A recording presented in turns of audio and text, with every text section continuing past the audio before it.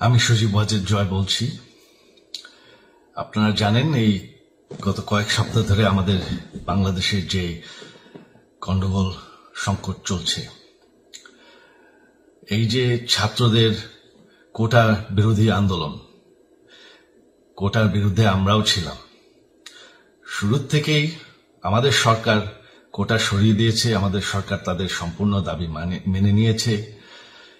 এটা আদালতের একটা রায় ছিল, এটা আমাদের সরকারের করা ছিল না।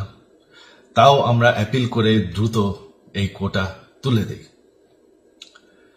তাতেও আন্দোলনকারীরা সন্তুষ্ট না। আমরা তাদেরকে আলোচনায় ডেকেছি, আমরা একটা জুডিশিয়াল কমিশন করেছি, যে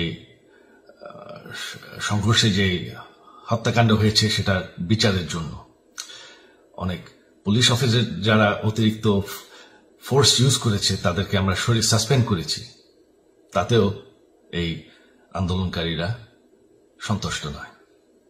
আমরা যতই ছাড়, প্রধানমন্ত্রী নিজেই তাদেরকে ডেকেছেন যে আসেন আমরা আলোচনায় বসি, তাতেও তারা সন্তুষ্ট না।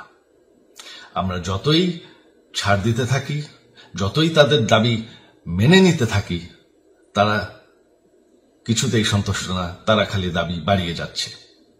এখন দাবি হচ্ছে যে সরকারের পতন।